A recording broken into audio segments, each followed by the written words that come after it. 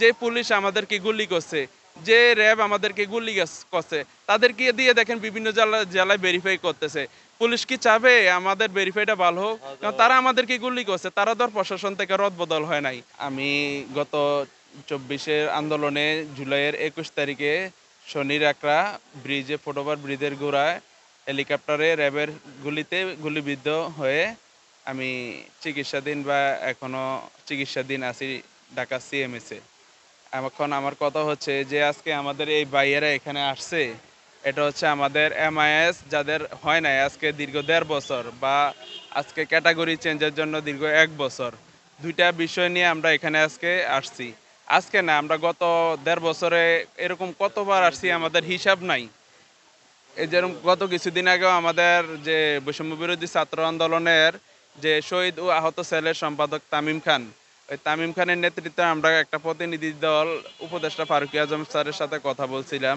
তো ওইখানে কথা বলতে স্যারে আমাদেরকে আশ্বস্ত করছে বা ওইখানে আমাদের প্রতিনিধি দল ২০ জানুয়ারি পর্যন্ত একটা আলটিমেটাম দিয়ে আসছে যে যাদের ক্যাটাগরি পরিবর্তন হয় নাই বা ক্যাটাগরি পরিবর্তনে যাদের এমআইএস হয় নাই তাদের এমআইএস এর জন্য একটা আলটিমেটাম। কিন্তু দেখেন ২০ জানুয়ারি পার হয়ে আজকে সম্ভবত ২৬শে জানুয়ারি, ২৬ তারিখ, কিন্তু এখনো আমাদের কোনো কুল কিনারা নাই। কিন্তু গতকালকে আমরা আবার আসছিলাম উপদেষ্টা স্যার বা গণ অভ্যুত্থান অধিদপ্তরের মহাপরিচালকের সাথে দেখা করার জন্য, কিন্তু ওনারা আমাদেরকে কোনো কালকে আমরা উপদেষ্টা স্যারকে পাই নাই বা কোনো আশ্বস্ত করেন না বা কোনো গতকালকে আমরা একটা অবস্থান কর্মসূচি করি মুক্তিযোদ্ধা মন্ত্রণালয়ের ভিতর রাত্রে প্রায় ৯টা-১০টা পর্যন্ত। তখন ওনারা আমাদের গেট তালা দিয়ে বা সবকিছু বন্ধ টন্ধ করে লাইট টাইট নিভিয়ে চলে যায়। তখন আমাদেরকে আমাদের রিকোয়েস্ট করে আমাদের যে বৈষম্য বিরোধী ছাত্র আন্দোলন তামিম ভাই ওইখানে রিকোয়েস্ট করে বা প্রশাসন রিকোয়েস্ট করে আমাদেরকে ওইখান থেকে বার করানোর বাইরে হই। কিন্তু পরবর্তীতে আমরা আজকে অবস্থান কর্মসূচির ঘোষণা এখানে দেওয়া হয়। তো এখন আমরা এখানে আসছি যে আমরা এত গুলা আহত ভাই কেন আমরা তাদের কাছে এতবার আসা লাগবে? আমাদের এটাই প্রশ্ন প্রধান উপদেষ্টা ডক্টর মোহাম্মদ ইউনূস স্যারের কাছে বা মুক্তিযুদ্ধ বিষয়ক উপদেষ্টা ফারুকী আজম স্যারের কাছে যে স্যার আপনাদের কাছে কেন আমরা আসতে হবে? আজকে আপনারা কার রক্তের উপরে দাঁড়ায় উপদেষ্টা, প্রধান উপদেষ্টা বা বিভিন্ন সরকারি দপ্তরে আপনারা আছেন। আজকে আমরা কেন আপনাদের কাছে বারবার আসতে হবে? আপনারা আমাদের কাছে যাওয়ার কথা। আজকে আপনারা আমাদের কাজগুলা দ্রুত গতিতে করার কথা। কিন্তু আমরা আজকে আপনাদের কাছে বারবার আসতে হয়। আমাদের বলতে লজ্জা লাগে যে আসলে আমরা গণ অভ্যুত্থানে বা ২৪শে গণ অভ্যুত্থানটা আমরা মানে সাকসেস করছি। আমাদের মনে হয় আমাদের গণ অভ্যুত্থান আরেকটা আমাদের সামনের দিকে আমাদের আসতেছে বা আমরা করতে হবে। কেননা এখন আমাদের যে উপদেষ্টা বা বর্তমানে যে সরকার এখানে যে পরিমাণ দুর্নীতি বা যে পরিমাণ হইতেছে দেখেন, আমাদের আহতদের এমআইএসটা হইতেছে না, আমাদের ক্যাটাগরি চেঞ্জ হইতেছে না, এটার জন্য আমরা চিকিৎসা পাচ্ছি না।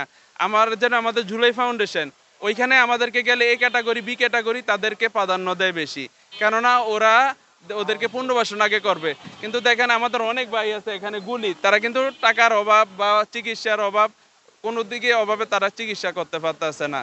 আমরা এখন মনে করেন কোথায় যাব বা কি করব। এখন যে একটু আগে আমাদের একটা আপু যে হাদি হত্যার বিচার বলছে, দেখেন আমাদের নিরাপত্তাটা কই? যে একজন মানে দেশের জন্য ভারতীয় আধিপত্যের বিরুদ্ধে কথা বলে যে হাদির মতন ছেলেকে গুলি করে হত্যা করে চলে যায়, প্রশাসন এখনো কিছু করতে পারে না। আমাদের নিরাপত্তা কোথায় আছে? আমরা তো সাধারণ পাবলিক, খেটে খাওয়া মানুষ, সাধারণ জুলাই যোদ্ধা, আমাদের তো নিরাপত্তা নাই।